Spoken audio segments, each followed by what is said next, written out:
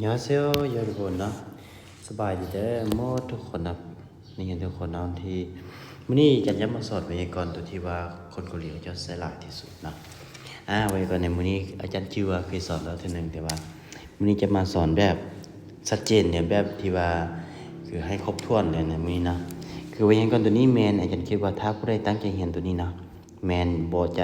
ะบ่เสียประโยชน์อย่างเลยนะมันจะมีแต่ได้ประโยชน์นะเพราะว่าไวยากรณ์ตัวนี้แมนตัวที่ว่าคนเกาหลีเขาจะใช้หลายที่สุดตามจะสังเกตนะเขาจะใช้หลายที่สุดเวลาไปจะไปเสียงก็ออกหลายที่สุดทีเนาะถ้าเข้าใจตัวนี้เนี่ยจะเขาสามารถที่จะสร้างประโยชน์ยาวๆได้เขาสามารถที่จะเปรประโยชน์ยาวๆได้นะโอเคไวยากรณ์ในมื้อนี้ตัวที่จะเห็นในมื้อนี้มันอย่างนั้นมันจะมีเมียงเน้นนะแล้วก็มันจะมีอย่างแน่มันจะมีอื่นนะแล้วก็มันจะมีแล้วก็ดีนะที่หนึ่งนี่แปลว่าที่เนาะที่สองนี่แปลว่าที่ได้นะที่สามนี่แปลว่าที่ยากคือแบบนี้นะไว้ก่อนสำหรับวันนี้แมนเน้นแล้วก็นี่แล้วก็นั่นนี่เป็นที่ยากนะโอเคเป็นยังไงครับมาเห็นกันเลยเนาะโอเคซึ่งเดี๋ยวนี้จะมีเห็นว่ามี3ตัวบอ1 2แล้วก็3เนาะจะแบ่งเป็นสามขั้นตอนเนาะ3อันนะจะอธิบายแบบชัดเจนเลยว่าแต่ละตัวมันแตกต่างกันอย่างไรนะที่1ทำแบบที่1กันนะเนาะที่1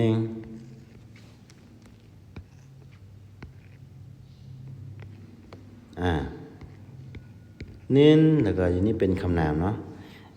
มันจะหมายความว่าตัวนี้เมนเขาจะเอิ้นว่าที่เนาะเขาจะเอิ้นว่าตัวนี้มันจะเป็นคำกริยาหรือว่าคำกรรมะหรือว่าคำศัพท์ที่ลงท้ายด้วยตับใช้เพื่อขยายให้เกคำนามเนาะเขาจะขยายเกคำนามให้คำนามนั้นมีความสมบูรณ์แบบขึ้นให้คำนามมีความชัดเจนขึ้น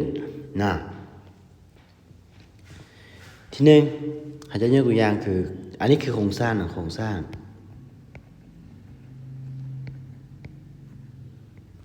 เนาะหมายความว่าทางนั้นนี่จะเป็นคำกรรมะนะที่เป็นคำศัพท์ที่ลงท้ายด้วยตานะเวลานี้เขาจะตัดตาออกเต็มเนื่นใจแล้วทางหลังเป็นยังนะส่วนว่าตัวนี้มันเป็นเขาจะเปทางหลังนี้ไปหาทางหน้านะเขาจะเปทางหลังไปหาทางหน้าเนาะการเปนะเปทางหลังไปหาทางหน้ามาพูดตัวอย่างกันเลยเนาะ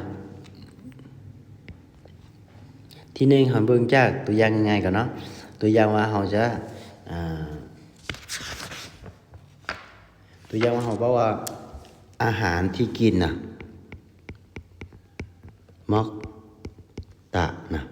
มอกตานี่ไปกินบ่มื้อนี้เฮาอยากมอกตาเฮาจะใส่คำว่าที่ใช่นี่บ่ที่นะแล้วก็อันนี้ไปว่ากินนะกินแล้วก็อาหารนะชิกนะเวลานี้เขาจะแปลว่าอาหารเมียงที่แล้วก็กินอาหารที่กินเกี่ยวกับนี้นะเวลานี้เขาจะแมนจะเขาจะตัดตาแต่แบบนั้นเนาะเขาจะได้ตัดตาตัวนี้ออกเนาะตัดตาตัวนี้ออกตึ้นนินใส่นะฉะนั้นประโยคตัวนี้มันจะเท่ากับว่าอย่างมันจะบอกว่ามอกนินโอเคสีแดงนะมอกนินแล้วก็เมียงชิกคือแบบนี้นะมอกนินชิกแปลว่าอาหารที่กินคือแบบนี้ไปทางหลังมาใส่ทางหน้าเนาะหรือว่าเขาจะบอกว่าอย่างหนังที่เบิ่งเนาะเมียงเอาใส่คำว่าเบิ่งนี้ไว้ทางหน้านะโพตะเห็นบ่แล้วก็ที่เด้เน้นเห็นบ่แล้วก็หนังนะยองหัวนะเวลานี้เด้เขาจะมาเฮ็ดจังได๋เขาตัดตาออกบ่แล้วเขาเปลี่ยนตัวนี้แม่งแม่งโผ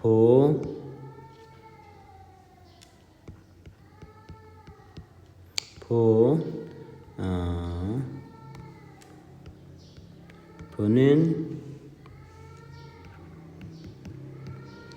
ยองหัวโอเคโผ เน้นยังหัวนะอันนี้คืออ่าอันนี้ตัวนี้แมนตัวอย่างนะแล้วก็มีตัวหนึงคือตัวพิเศษนะสำหรับพิเศษของตัวนี้เป็นตัวจำกัดหรือว่าตัวที่มีข้อที่บ่ปกติของตัวนี้ก็คือว่าตัวนี้เป็นหยังคือถ้ามีสะกดตัวรอเนาะตัวอย่างว่าหอพักที่อาศัยอยู่นะซาลตาตัวนี้เป็นหยังจะใส่เน้นใส่นี่บ่เน้นแล้วก็หอพักคีสุกสานะเวลานี้เขาจะเป็นหยังเขาจะเตะตาตัวนี้ออกกันบ่แล้วก็เนี้ยตัวนี้แมนเวลาตาออกแมนเขาจะบอกว่าทฤษฎีของตัวนี้แมนบอกว่าเมื่อคำกรรมะตัวใดที่ว่ามันมีตัวสะกดตัวรอนะเมื่อมันเจอกับเน้นตัวนี้แมนตัวสะกดตัวรอนี่ก็จะหายไปนะตัวสะกดตัวรอนี่ก็จะหายไปตัวนี้มันจะเหลือได้ซาเท่านั้นแล้วก็ตื้มเมียงตื้มเนื่นใส่แล้วก็ใส่เมียงขีสุกษาขีสุกษาคือแบบนี้นะอันนี้คือตัวอย่างย่อๆเนาะตัวอย่างย่อๆวันนี้เราจะบางตัวอย่างที่ว่ามันบอกชัดเจนดูกันเลยนะตัวอย่างที่ว่าบอกชัดเจนที่หนึ่งเนาะ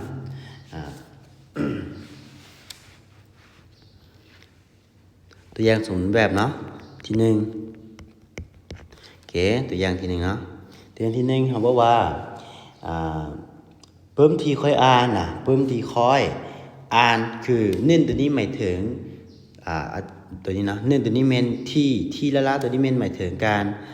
มีอย่างการที่เรากำลังเฮ็ดในปัจจุบันนะในเวลาปัจจุบันกาละปัจจุบันนะในกาละปัจจุบันนี่คือ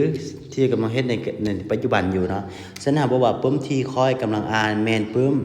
ประวัติศาสตร์คือแบบนี้นะเพิ่มทีค่อยกำลังอ่านนะทีนึงค่อยก่อนนะเจกาแม่aneh il ตามมันบ่แล้วก็เวลานี้เราตาออกมันบ่ตาออกเนาะ il เนี่ย il nen il nen เมียง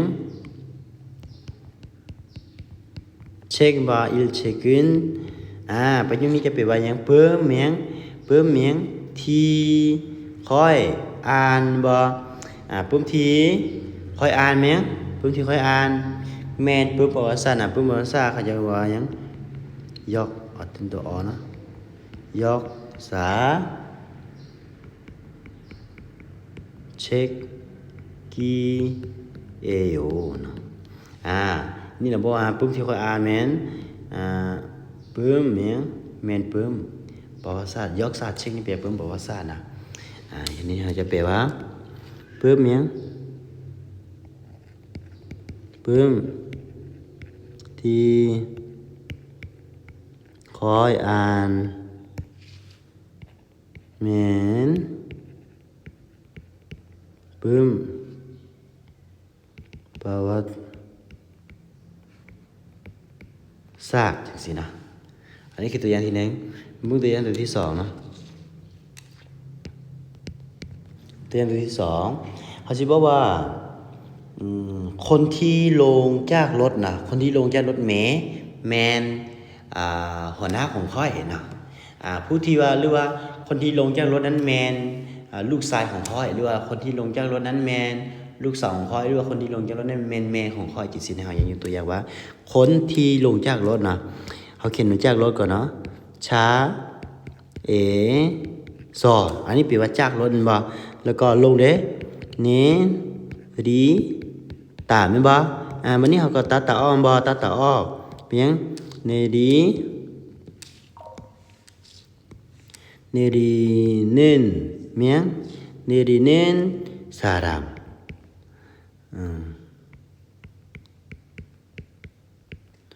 เนดีเน้นสารามอย่างนี้เราบอกว่าคนเมียงอย่างนี้บอกว่าคนที่เมียงลงจากรถมันบ่เป็นแมนไอ้ของค่อยนะแมนหรือว่าแมนน้องชายของเขานะอูดีดงเซงงีเอโออย่างนี้บอกว่าแม่ยังน้องของค่อยนะ อันนี้จะเป็นหยังเราบอกว่าคนที่บ่ที่หลงจากรถนะแม่นน้องของค่อยนะอันนี้อาจจะคิดนะว่าสิ่งที่ว่าตัวนี้นะไว้ก่อนตัวนี้นึ่นตัวนี้ภาษาเกาหลีภาษาลาวเป็นตัวนี้นะโอเคอันนี้เป็นตัวที่หนึ่งนะตัวที่หนึ่งเน้นนะเน้นตัวที่เป็นคือกาลปัจจุบันนะกาลปัจจุบันเขาจะเอิ้นกาลปัจจุบันปัจนี้ต่อไปนี้เนาะเขาจะไปเบิ่งเกี่ยวกับกาลอดีตนะ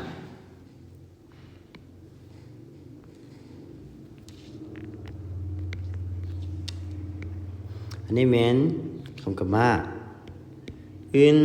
แล้วก็นี้นี่โครงสร้างนะโครงสร้างกาลอดีตโอเคอันนี้เป็นอดีตนะตัวอย่างว่าสิ่งที่ว่าเกิดขึ้นผ่านมาแล้วเนาะสิ่งที่ได้เกิดขึ้นมาแล้วที่เป็นอดีตคือเมื่อกี้นึกแต่ใครคือเมื่อกี้นะตัวอย่างว่าอาหารที่ค่อยกินหมายถึงว่าอาหารที่ค่อยกินเมื่อวานนี้นะสิ่งที่เรากินได้กินเมื่อวานนี้แล้วเนาะแม่นอาหารเกาหลีบ่หรือจังซี่เนาะมีแบบนี้เราจะสร้างว่าสิ่งอาหารที่เราได้กินเมื่อวานนี้นะมอกตาแล้วก็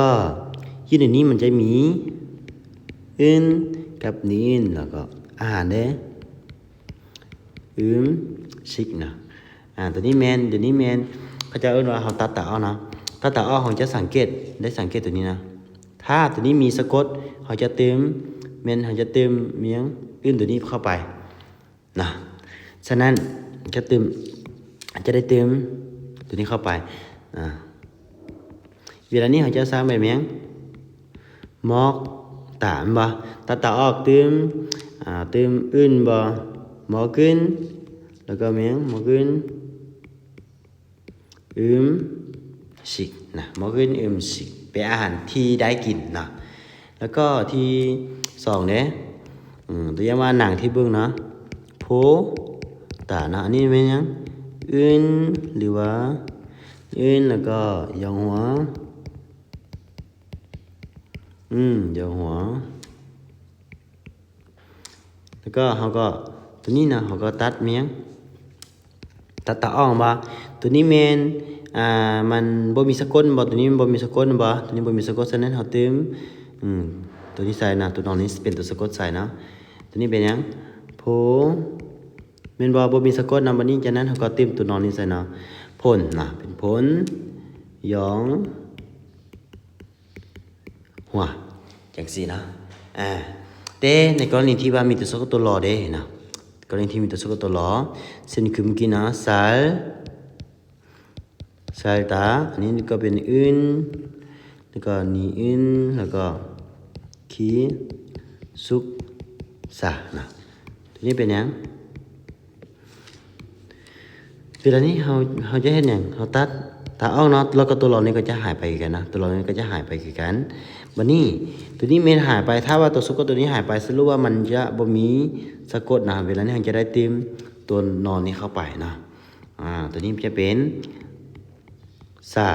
มันบ่มีสะกดแล้วมันบ่บัดนี้เขาก็เติมตัวนอนนี้ใส่เนาะสันคีสุกสาอย่างซี่นะอันนี้คือตัว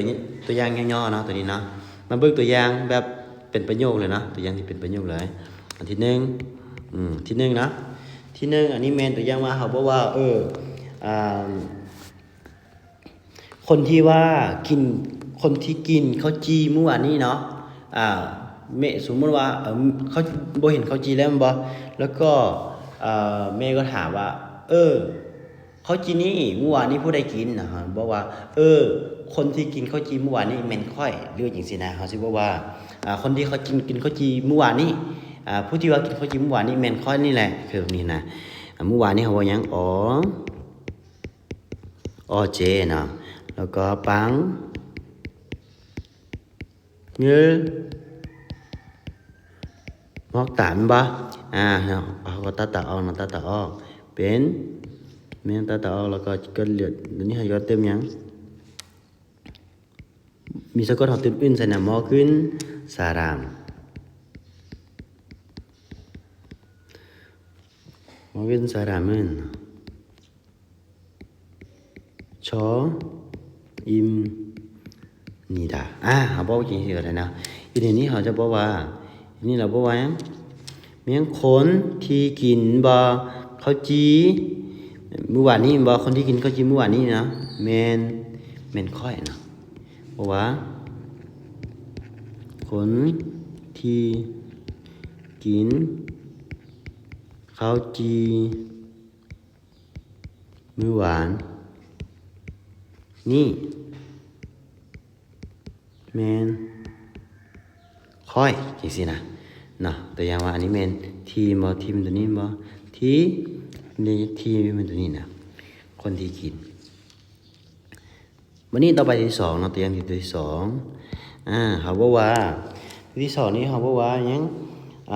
คนที่ปลายหอสมุดนำกันกับค่อยนะคนหรือว่าคนที่ซื้ออาหารให้ค่อยเมื่อวานนี้หรือว่าคนที่ว่าลิ้นกีฬากับพวกเฮาเมื่อวานนี้นะเขาเรียกว่าคนที่ลิ้นกีฬากับพวกเฮาเมื่อวานนี้นะลิ้นกีฬาว่าจังได๋อเจเมื่อวานเนาะอเจ운동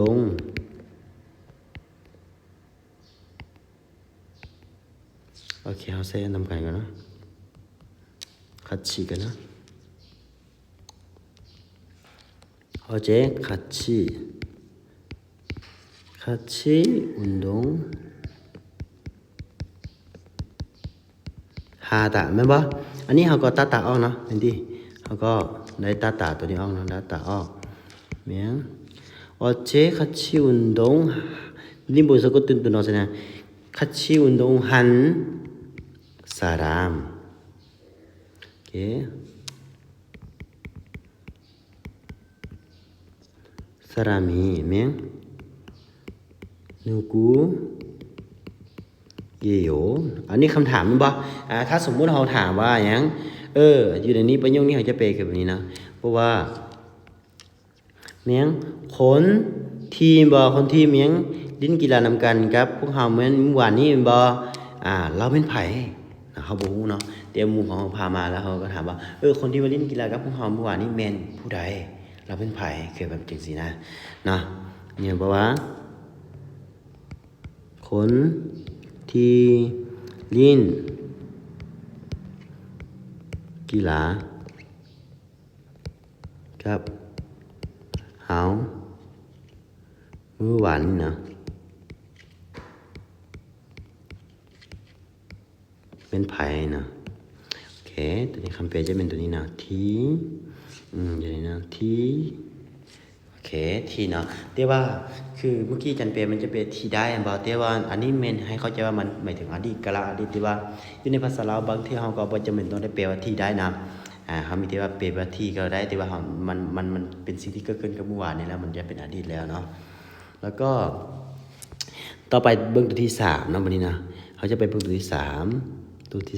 เนาะตัวที่3นี่แปลว่าที่หยังที่จะเนาะ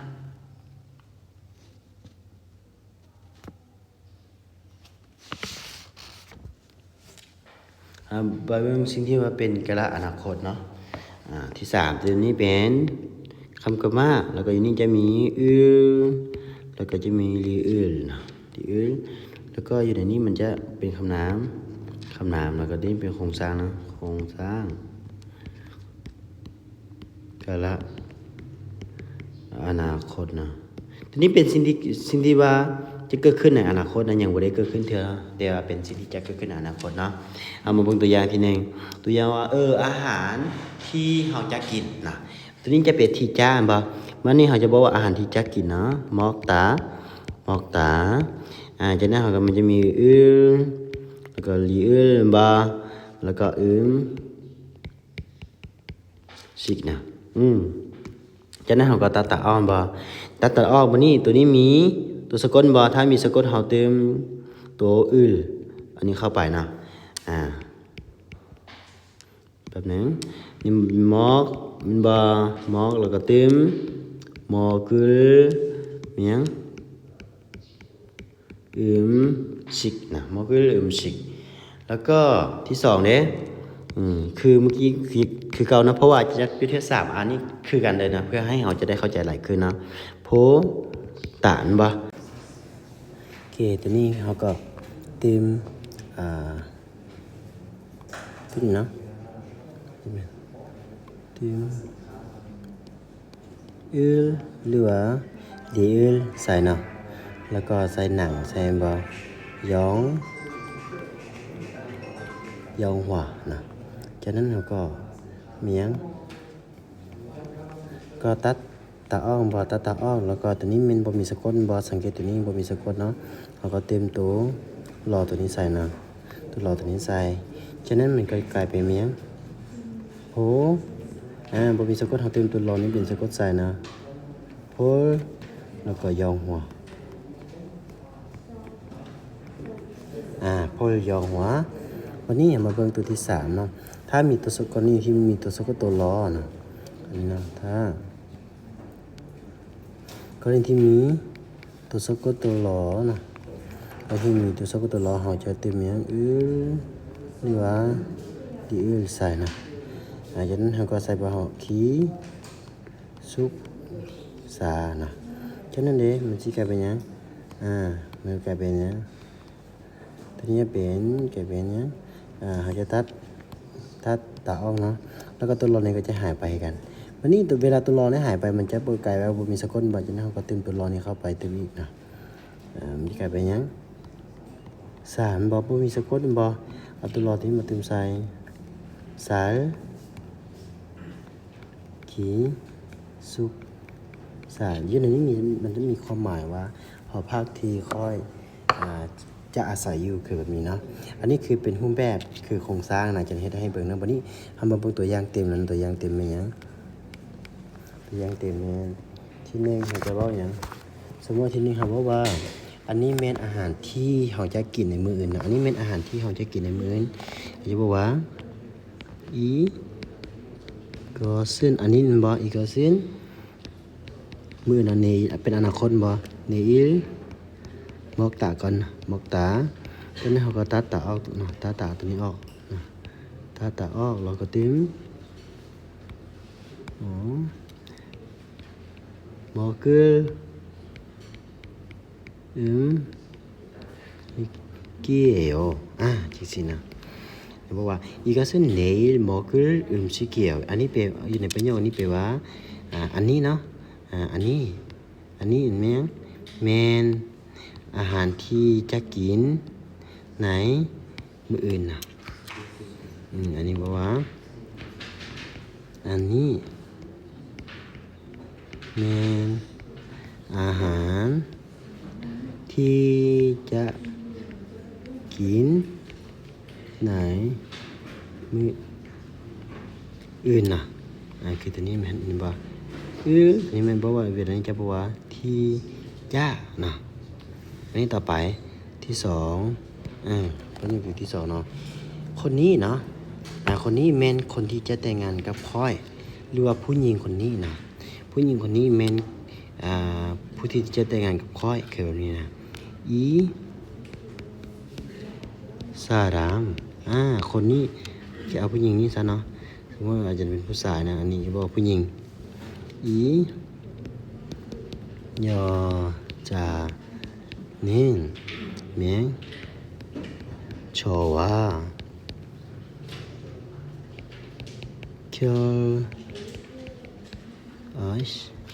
결혼 하다 안 봐? cho nên họ có tạo nó cho tạo tiếng miếng 결혼할 하는 할 사람이에요 nàoอย่างนี้บอกว่าผู้หญิงคนนี้แมงผู้หญิงคนนี้แมนคนเมียงที่จะแต่งงานกับค่อยเนาะ